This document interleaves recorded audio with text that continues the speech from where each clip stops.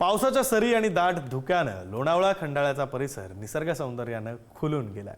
Tiger point, Lions point आणि शिवलिंग पॉइंटवर धुक्याची दाट चादर पसरली असून हिरव्यागार डोंगर रांगा धुक्यामध्ये हरवल्याचं मनोहरी दृश्य पाहायला मिळतंय। या आल्हाददायक वातावरणाचा आनंद घेण्यासाठी पर्यटकांची मोठी गर्दी झाली। पर्यटनाची मजा द्विगुणित करण्यासाठी पर्यटक गरमागरम कांदा भजी, स्वीट कॉर्न आणि वाफाळत्या चहाचा आस्वाद घेत आहेत। धुक्यानं वेढलेले पॉइंट्स, पावसानं न्हालेल्या डोंगर रांगा आणि हिरवाईनं सजलेला परिसर पाहत खाद्यपदार्थांचा आस्वाद घेत पर्यटक या पावसाळी सहलीच्या आठवणी कॅमेऱ्यातही कैद करतात। जगप्रसिद्ध असा लायन्स पॉइंट म्हणजेच लोणावळ्यातील लायन्स पॉइंट या ठिकाणी पर्यटक मोठ्या संख्येने आलेले आहेत आणि हा लायन्स पॉइंट सध्या धुक्यांमध्ये हरवल्याचं आपल्याला पाहायला मिळतंय। आपण जर या ठिकाणी पाहिलं, लोणावळ्यातील प्रसिद्ध असा लायन्स पॉइंट परिसर आज धुक्याच्या चादरीत हरवून गेला आहे।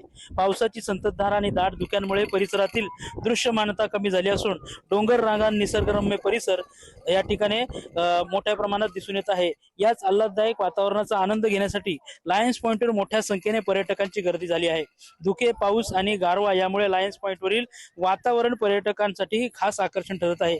अनेक पर्यटक पावसात भिजण्याचा आनंद घेत असून धुक्यामध्ये फोटो, सेल्फी काढण्याचं देखील दिसून येत आहे। त्याचसोबतच या ठिकाणी लायन्स पॉइंटवरील गरमागरम कांदा भजी, स्वीट कॉर्न किंवा मका असेल याचा देखील आनंद घेत असताना आपल्याला या ठिकाणी पाहायला मिळत आहे। त्यातच आपण जर पाहिलं, या ठिकाणी असणारा पर्यटनाचा आनंद घेत असताना, धुक्याचा आनंद घेत असताना त्यातच अनेक असे पर्यटक हुल्लडबाजी करताना देखील आपल्याला पाहायला मिळत आहे। या मागे असणारा जी सुरक्षा जाळी आहे त्याच्यावरती बसून त्या ठिकाणी सेल्फी काढणं, फोटो काढणं, अशा धोकादायक पर्यटन करणं या ठिकाणी खरं तर महागात देखील पडू शकतं। मात्र अशा प्रकारचा धोका पत्करून या ठिकाणी अनेक पर्यटक जाळीवरती बसून फोटो काढत असताना आपल्याला दिसून येत असून प्रशासनाने दिलेल्या सर्व ज्या गाईडलाईन्स आहेत त्याला झुगारून या ठिकाणी अशा प्रकारचं धोकादायक पर्यटन करत असल्याचं आपल्याला या ठिकाणी दिसून येत आहे। पुढारी न्यूजसाठी मी सागर शिंदे, लोणावळा।